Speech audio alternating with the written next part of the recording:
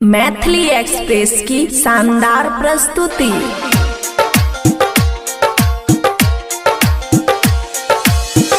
गे सनम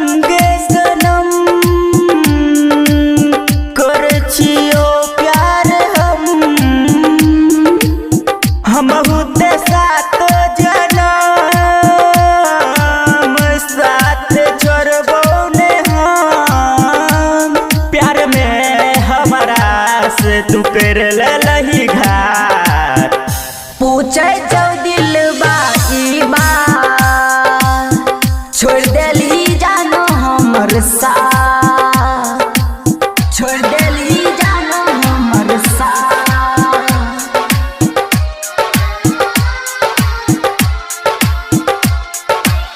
हम तेने जी पैबोगे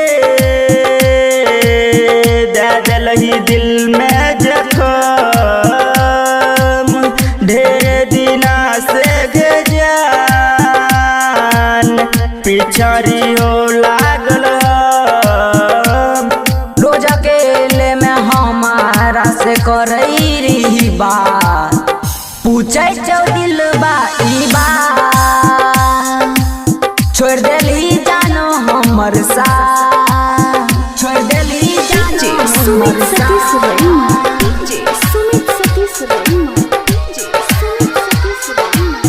पूछे जो दिल बाई बात छोड़ देली जानो हमर साथ।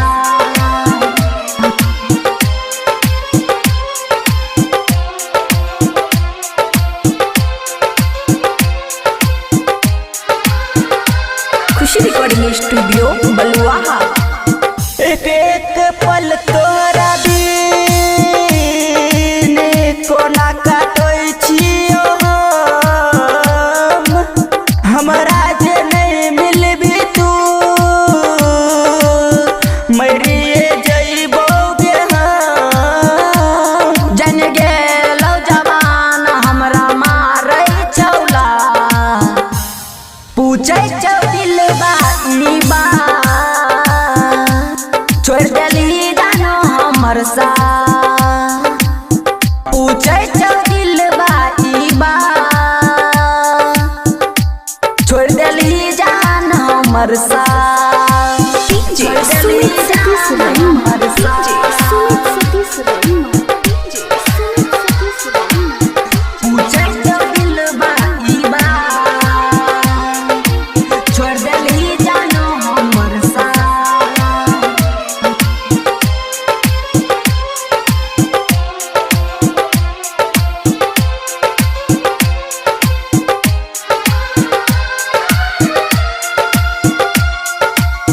कोह छोरा जा रोए